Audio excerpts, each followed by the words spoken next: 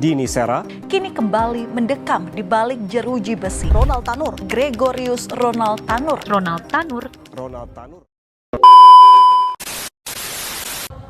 Assalamualaikum warahmatullahi wabarakatuh. Salam sejahtera bagi kita semua. Salam Om Swastiastu, Namo Buddhaya, dan salam kebajikan.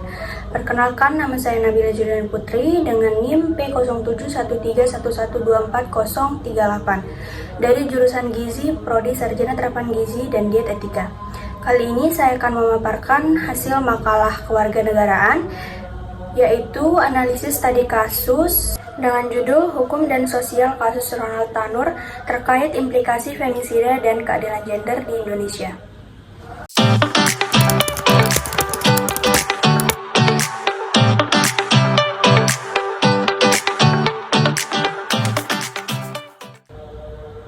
Perempuan sering diposisikan inferior dalam masyarakat.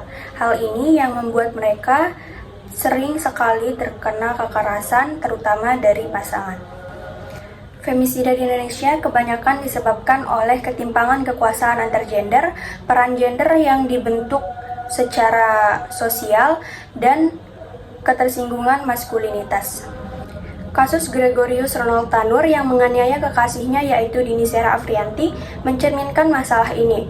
Berikut faktor yang berkontribusi terhadap femisida dalam kasus ini yaitu sebagai berikut. Yang pertama, struktur sosial dan patriarki, yaitu adanya ketidakadilan dalam hubungan kekuasaan.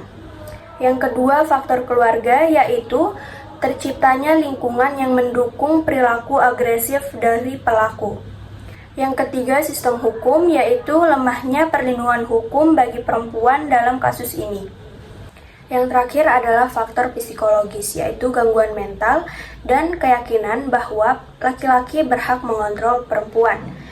Jadi, untuk saat ini diperlukan upaya untuk memperkuat perlindungan hukum dan mengakui femisida adalah kejahatan yang terpisah.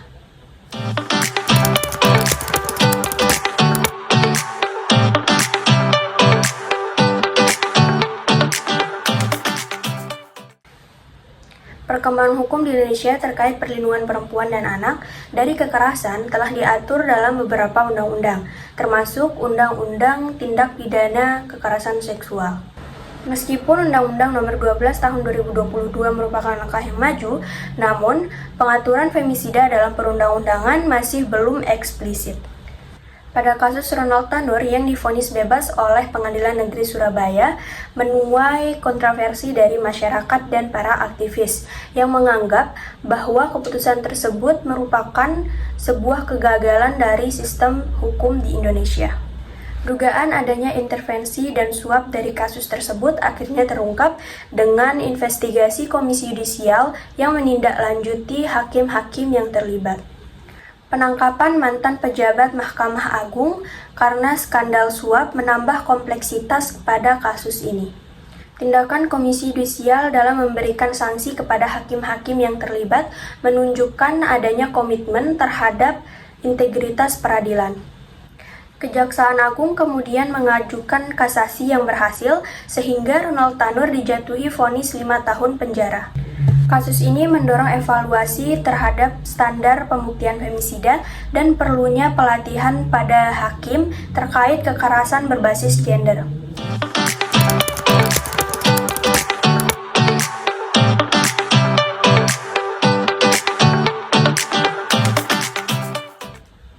Vonis bebas Ronald Tanur pada 24 Juli 2024 memicu kemarahan masyarakat yang menyoroti bahwa adanya kegagalan sistem hukum dalam melindungi korban kekerasan. Karangan bunga sebagai protes menghiasi Pengadilan Negeri Surabaya dan gerakan #JusticeForDini Sera yang muncul untuk menuntut keadilan untuk korban yaitu Dini Sera Afriyanti. Masyarakat menunjukkan upaya untuk meningkatkan kesadaran akan keadilan gender melalui diskusi publik dan seminar mengenai femisida serta perlindungan hukum bagi perempuan. Organisasi sipil mendorong partisipasi aktif dalam reformasi kebijakan. Sementara media sosial termasuk #viral berperan penting dalam menyebarluaskan informasi dan mendukung korban. Hal ini mendorong lebih banyak orang untuk berkontribusi dalam diskusi mengenai keadilan gender.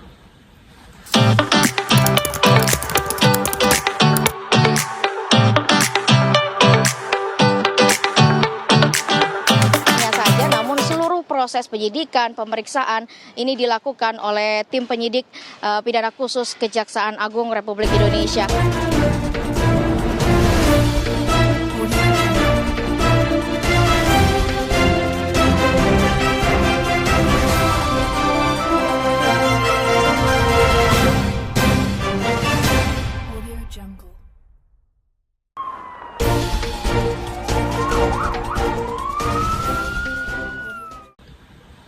Sekian dari saya, bila ada salah kata mohon dimaafkan. Wassalamualaikum warahmatullahi wabarakatuh.